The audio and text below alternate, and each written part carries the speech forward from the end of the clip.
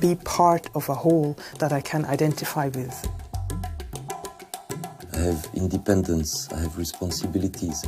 Each and every mission is a new adventure. It's a new issue, it's a new dimension. It's a never-ending story. You're learning all the time.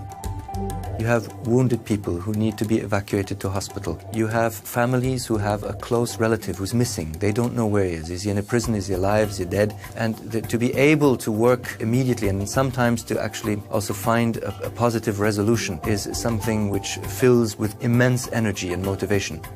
You need a heart. You need an inclination towards somebody else. You need to be willing to do something for somebody else. You need also great curiosity to find solutions to make a difference. And I think a great sense of modesty, because very often the things we're able to achieve are only part of what people would really need. It's not enough to cry with the victims or just to feel bad or not sleeping. It's not good enough. You have to do something. You're there for the ICRC. And that's where the brains come in. You have to have a lot of knowledge. You have to have the brains to analyze the situation.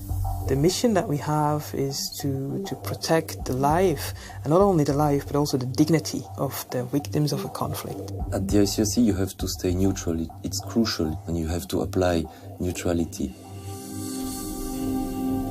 At the worst time for the human being, at time of war, and we feel there is no more rules anymore. I mean, there's so hatred and suffering. Everything is possible, wrong.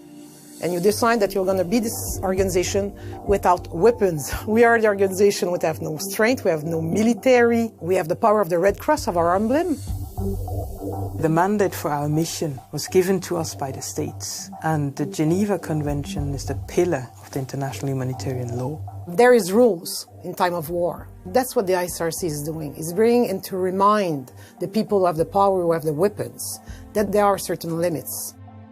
We joined the organization because we want to make a difference for people in armed conflict. It's not about nationalities, about race, about gender. It's about competences, about skill, and about values. We have to share basic way of life, basic way of seeing what is supposed to be our work, and we have to agree on that. And then you have those different cultures, because it's a lot of life in community when they are in the field of the ICRC. Those differences are just an added value as well.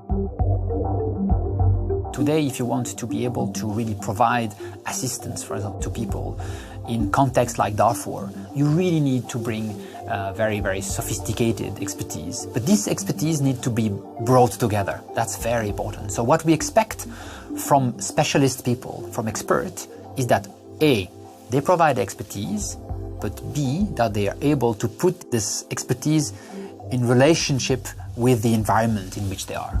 And we function as a team. In certain circumstances, maybe the worst one, when we are really at time of war, we can find ourselves with a very small team. At that time, that's true that every expatriate or every delegate being there will be asked to do different kind of thing, maybe to reunite families, maybe to go in the prison, maybe to help. It was a tough experience because I have never experienced war.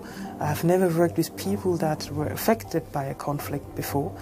And I remember when I arrived in Gorazde, we drove with the Land Cruiser and the fog was rising from the Drina, the river. And all the houses were destroyed and all the people looked kind of grim and sad in a way.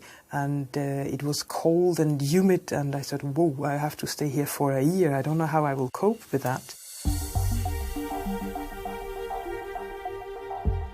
Staff members can expect an equally strong commitment by the organization because we have a great concern for people's safety, their psychological and physical well-being. So we will take great measures to go as far as we can to ensure that people are safe, well supported, well prepared for their assignments. When he arrives in the field, he will have a shelter place to live. Even there's no electricity around, he will certainly have a couple of hours of electricity and water. That's true that ICRC is very, very well organized. It's not a luxury, but it's very serious and professional. Why not? The idea is, first of all, it's a question of security. The ICRC, to do its job, have to make sure that his staff is on good health and can concentrate on his tasks. The ICRC is well organized enough to give you also some, I would say, standards, rules that can help you to situate yourself. So yes, you test your limit, but you're not alone.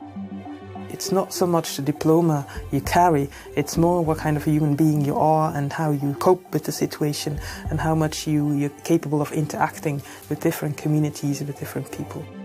If your heart is talking to you, just do it. If you feel that you would like to go to the field, to make yourself useful, if you feel that you have enough energy to overcome the obstacles of the criteria, try.